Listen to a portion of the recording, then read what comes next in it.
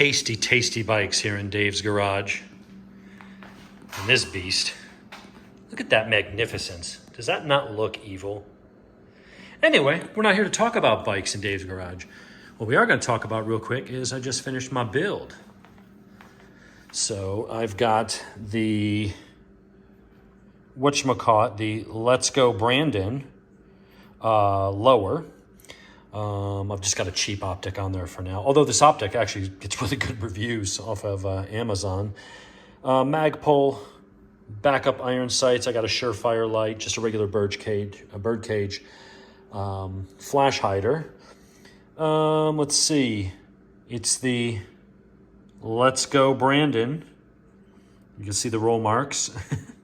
We got the MFT Battle Link adjustable, or no, it's the MFT minimalist stock, collapsible. We've got the Ergo grip. And let's see, let's flip this thing over.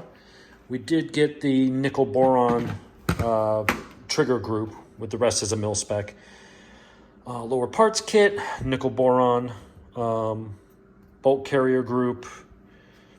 It's got, it's all palmetto. I mean, this is palmetto. Basically, everything's just palmetto. The upper came assembled. It's a pencil barrel. Normally, I don't like putting lights and extra stuff. I mean, I see guys with these things, whether they're operators or mall ninjas, take your pick. A lot of the guys, I mean, they've got it loaded up with this and that, and a battery pack and a laser and remote switches and a forward grip and a scope and a magnifier. And it's like, and then before you know it, you got a 9-pound gun. So I've got some other builds that are set up more for long distance shooting with a really nice, $800 Burris optic and stuff like that. But this one I wanted to be like a lightweight beater build, throw it in a truck gun, range gun, nightstand, shit hit the fan gun, kind of thing like that. So I just went, with a built upper, from Palmetto, it was like $400.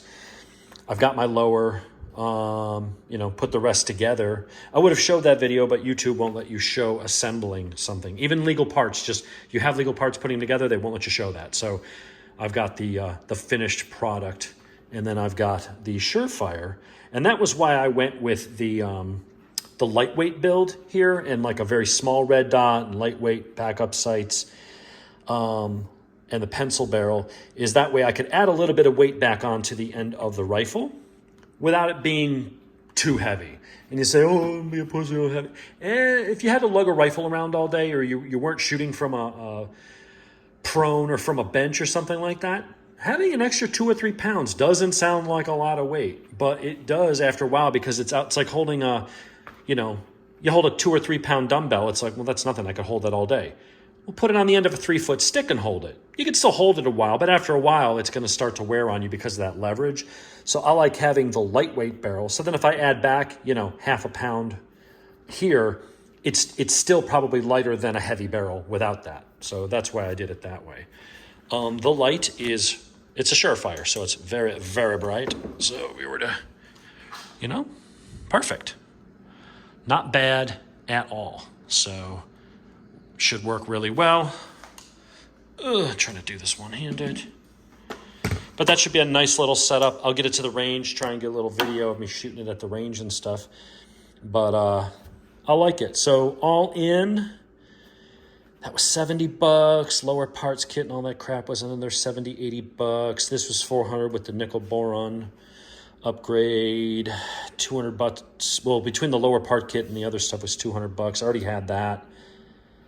I don't know, maybe I've got 800 in it, if that. It's probably coming in just under 800. You could say, well, you could buy one for that. Yeah, you could. I could have just bought the Palmetto one like this and not have built it up, but I did want to use my special edition. My special edition there. So yeah, to put it together, I mean, if you're not building the upper's easy enough. You just get I got a block here somewhere. I cleaned up and now I can't find anything. Anyway, there's a plastic block. I'm going to get a new one because I need to get a new vise and everything. I'll get one that has the block that sits in the vise so that you can put your upper in there and torque the barrels and do all that stuff. And then get the one that goes up, basically mounts there, and then that goes up into the magazine well. The trigger pull on it's good. It's a little step up from the mil-spec parts, but it's not my LaRue MBT that I've got on my more precision style AR. But it's very lightweight, doesn't weigh a lot. I don't know, I have to weigh it. I don't know, it feels like it's like a 6 pound, 6.5 pound rifle with everything on it. So that's pretty light for what it is. We'll get some shooting video if I can get it out to Big Kev's. I'm going to take it to the range and just do a 25-yard quick battle zero. When I sight these in, I do the 50-yard zero. So at 25 yards, I basically sight so that I'm aiming at the bullseye, but I hit 1.2 inches low. And with the ammo that I use, that means I should be within a millimeter or two on at 50, which means I'm basically shooting flat within no more than a 2-inch variation between the lowest at 25 yards all the way out to like 2-ish or something, or 200 plus, 235, I think. I'm always going to be within like this much, assuming, you know, the accuracy of the rifle is going to come into play. But as far as the bullet trajectory goes, you get like a 2.5-inch spread covering up close CQB all the way out to like 235 yards. And with a red dot that's not magnified and stuff, I can't imagine you'd be using this out past that range anyway. If it was, you're far enough, you could probably run away from whatever the danger is. You're certainly not going to hunt with an AR at that range. And if I wanted to shoot at that range and planned it out, then I would just bring one of the ones that's got the magnified, you know, I got an LPVO from Burris. It's a really nice scope on there. So anyway, it's pretty much all Palmetto except for these, which are, what is it, MFT. That's a brand called Mid-10 from, whatchamacallit, 704 Tactical, does a lot of reviews on optics. It's like a $35 or $40 optic, but he submerged it in water for a while, shot it at 100 yards after he zeroed it, soaked it in water again, nothing got in the scope at all.